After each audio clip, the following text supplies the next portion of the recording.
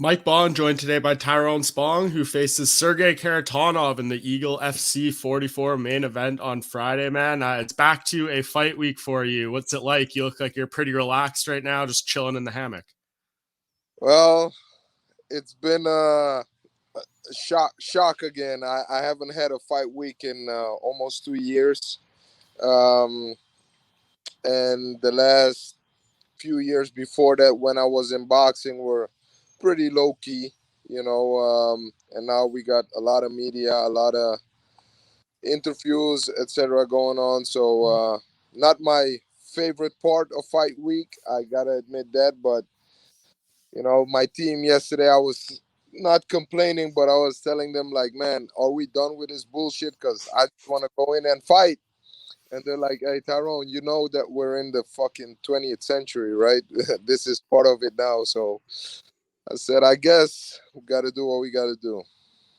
Yeah, and it's I'm sure a lot on your plate, like you said, but I just saw they dropped this promo of you and Sergey where you were like stealing the boat and everything. How fun was that to, shoot and kind of go through that to hype up the fight? Did you enjoy that?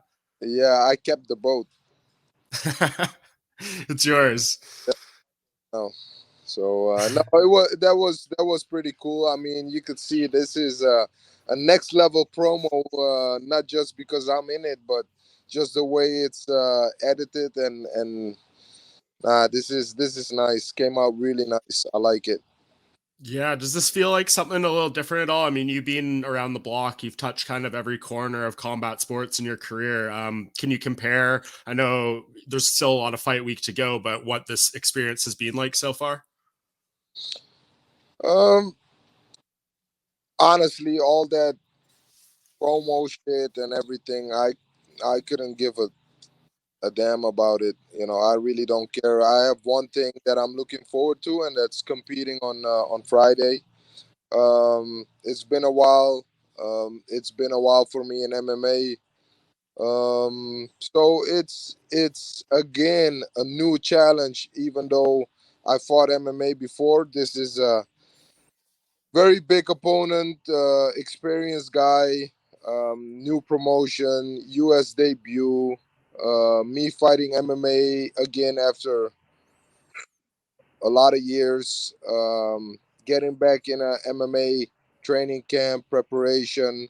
Body has to adjust. So all in all,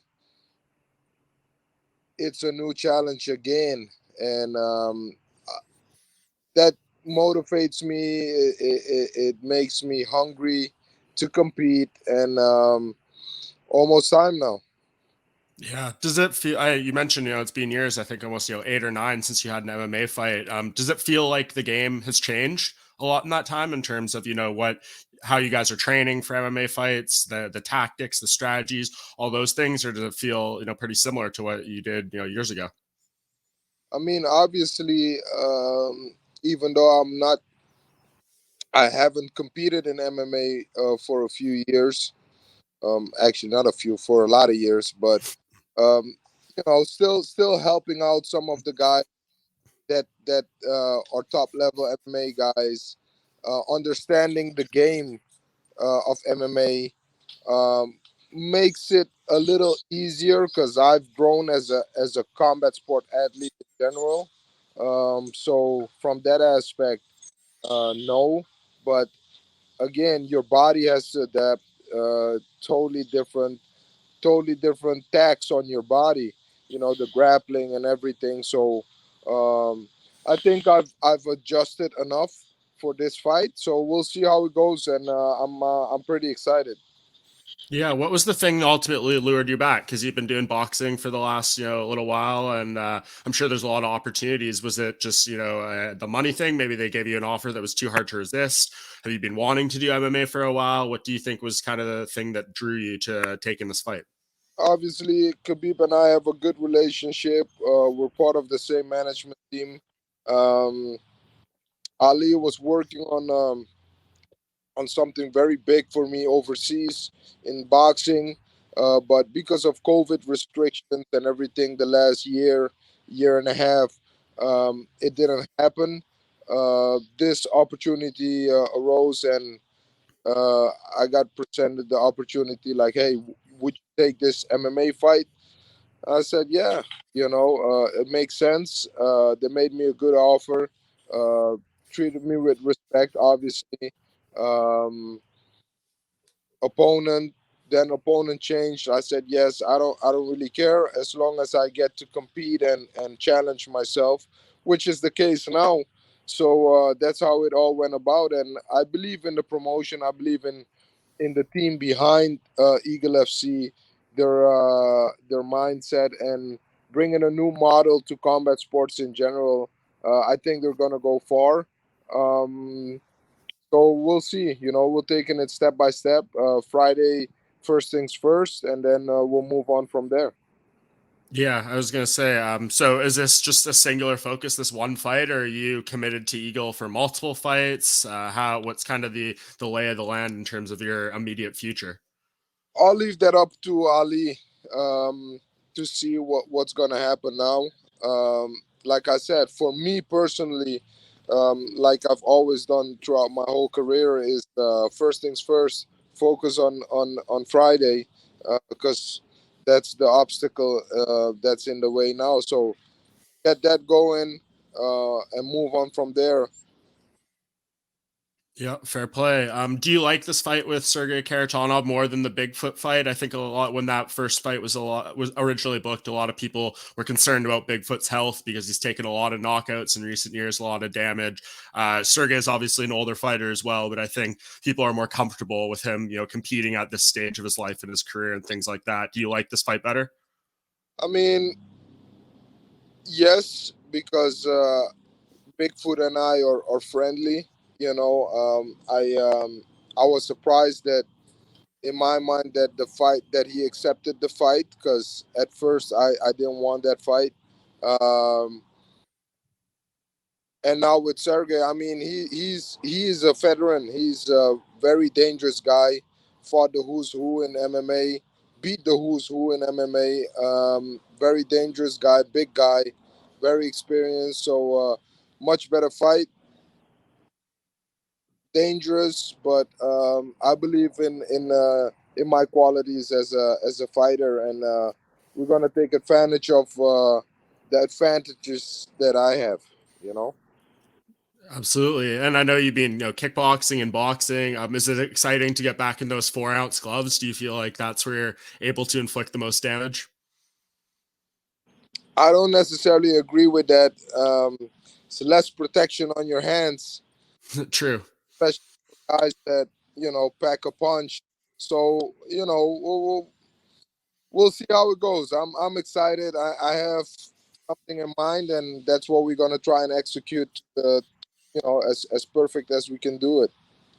For sure. And obviously, it's been a few years since the injury and everything, but to go back in there and have kind of a full fledged fight where you're going to have to be using all your weapons, was there any trepidation about that or concern? Or do you feel physically you're, 100% back to where you were, before that ever happened?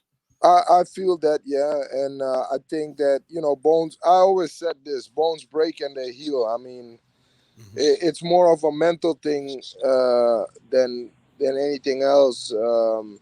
Bones break and they heal, and that's it. I can't really say anything else about it. Well, what can you do? If you break a bone, it's gonna heal if you take proper care of it. Yep, very true. You mentioned that Ali was working on something big for you overseas before COVID hit. Is that something you still hope happens? I don't know how much you can talk about, any details of what it is, but is it something that was kind of lost completely because of COVID, or is it still possible? I mean, I think there's still possibilities, and obviously the landscape of combat sports in general is changing rapidly. Um, I'll leave that up to Ali if he wants to say what was in the works. So you could contact him about that. But we'll see. I think it's going to be an interesting year. I think it's going to be an interesting year. Landscape of combat sports is looking very interesting now. A lot of opportunities. Feels like the fighters are getting somewhat of their power back. You have new promotions arising, doing very well, putting on entertaining shows for the fans. And that's it. In the end, that's what it's about: giving the fans what they want to see. The fighters getting rewarded as they should. Um, you see now a heavyweight champion of the UFC taking a stance for certain things, and I think it's interesting times coming for combat sports athletes. Yeah, very, very interesting. And I know you were kind of one of the first guys, years ago saying, I want to, be an MMA champ, a kickboxing champ, a boxing champ, and everything. And you spoke very vocally about that. And people, maybe thought you were dreaming too big, but now this is very common. People wanting to do both sports and crossing over. Do you feel like you were, to a degree, kind of ahead of the game in that way, and what you were thinking might be possible in terms of crossing over between all the different sports? And you actually obviously did it too. I mean, you tell me if I was ahead of my time. You know, I think so. it's something I believed in, and you see that this is something that I started 8, 9 years ago, and people thought, "Who's this guy? He's crazy." Obviously, it's not for everyone. You know, we gotta be honest. Not all athletes are capable, don't have the potential, the technical ability, or whatever to do it. But if you can, which I do think I can, why not? You know, and you see that more fighters are starting to get behind it and everything. So to answer your question, yes, I think I was ahead of my time. Um, I don't necessarily need the credit for it, but facts are facts. True story. Curious, obviously, since you've experienced both worlds, and you mentioned Francis Ngannou there, do you think he would have any remote chance if this fight with Tyson Fury came together? I know a lot of people say it would just be great to see him get the payday, but in terms of the competitive side, do you see any avenue to victory for Francis there? He has a puncher's chance always because he has tremendous power. Um, and I do think he could use certain things to his advantage. It will come down to fight IQ. If you're just gonna try to be a plain boxer with Tyson Fury, it's gonna be hard. Um, and then it all depends on the kind of rule set that they're gonna compete against each other. You know, like, are we gonna do a little hybrid thing? You know, are we gonna do like, are we gonna even the field by doing some adjustments in the rule set?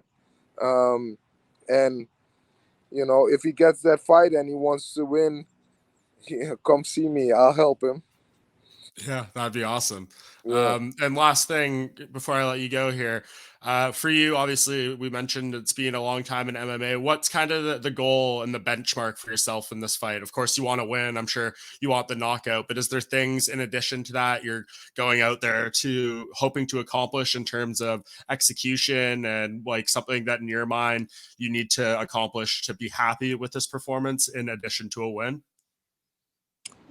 Man, just go out there and get the W. And in the end, the W is most important, you know. So that's what I'm aiming for. And if you know me, you follow me for years, you know my fighting style. I always look to inflict damage and fucking I want to win by knockout, you know. But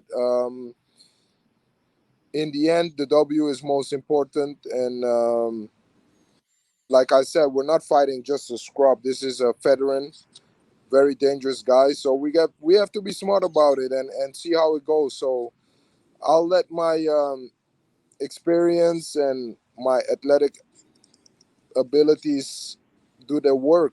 Use my fight IQ and execute and see how it goes. Awesome, man. Well, really looking forward to it. It seems like fight week. You're relaxing. I don't know if you're on the beach right now, but you're in the hammock. It looks like you're comfortable going into this fight, man. So I appreciate you taking a few minutes, and No enjoy the problem. rest of your week. And stoked to see you back in there. Thank you. Thank you for having me on.